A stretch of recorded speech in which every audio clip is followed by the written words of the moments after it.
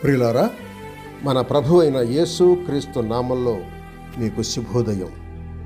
ఆయనను గూర్చి అనుదిన ఆత్మీయ ఆహారం, జూన్ 12 గురువారం. నేటి మన ధ్యాన లేఖనం తిమోతికి వ్రాసిన మొదటి పత్రిక 5వ అధ్యాయం 17వ వచనం.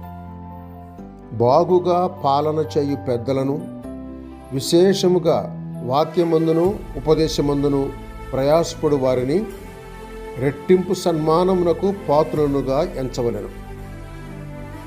వ్యాఖ్యాన అంశం: సంఘ పెద్దల కాపుదల. వ్యాఖ్యాన అంశం: సంఘ పెద్దల కాపుదల. వ్యాఖ్యానం: మీ అనుమతి లేకుండా మీ ఆత్మను ఎవడు పాలించలేడు. అంతేకాదు, పెద్దలది కాదు కానీ మీ స్వంత లెక్కను మీరొక దినమున రోమాపత్రిక 14వ అధ్యాయం 12వ వచనం ప్రకారం క్రీస్తుకు అప్పగించాలి. పెద్దలు సరి అయిన వారైతే మీ ఆత్మలను కాస్తారు. కాసిన దానికి వారు కూడా లెక్క అప్పగించాలి. హెబ్రీ పత్రిక 13:17.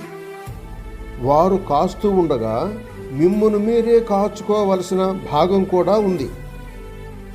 దేవుని ప్రేమలో నిలిచేలా మీరు కాచుకొని ఉండాలి అని యోధా పత్రిక 20-21 వచనాలు చెప్తున్నాయి. మీకు అప్పగింపబడిన దానిని పరిశుద్ధాత్మ వలన మీరే కాపాడుకోవాలి అని 2వ తిమోతి పత్రిక 1వ అధ్యాయం 14వ వచనంలో ఉంది. ఇది ఎంత జరిగినా సంఘ పెద్దలు కూడా ఆత్మచేత ఉంచబడిన సంఘంలో పనిచేస్తూ అధ్యక్షతను వహించి నమ్మకంగా ఆ సంఘాన్ని కాస్తూ ఉండాలి. పెద్దల పని సంఘమును కాయటం మాత్రమే కాక తోడేళ్లు లోపలికి రాకుండా ఆ సంఘాన్ని పాలన చేస్తారు. ఉపదేశించటానికి అందరికీ సెలవు ఇవ్వరు. పులిసిన పిండి వంటి దుర్బోధలను ఖండించాలి.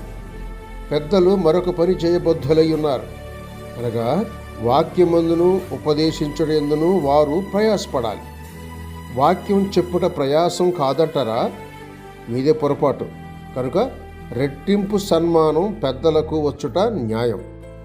మీరు పొందిన ఉపదేశానికి తగినట్టు గలతీ పత్రిక 6వ అధ్యాయం 6వ వచనాన్ని అనుసరించి ఆ పెద్దలను సన్మానించి వారికి భాగమివ్వవలసిన బాధ్యత గలవారై ఉన్నారు.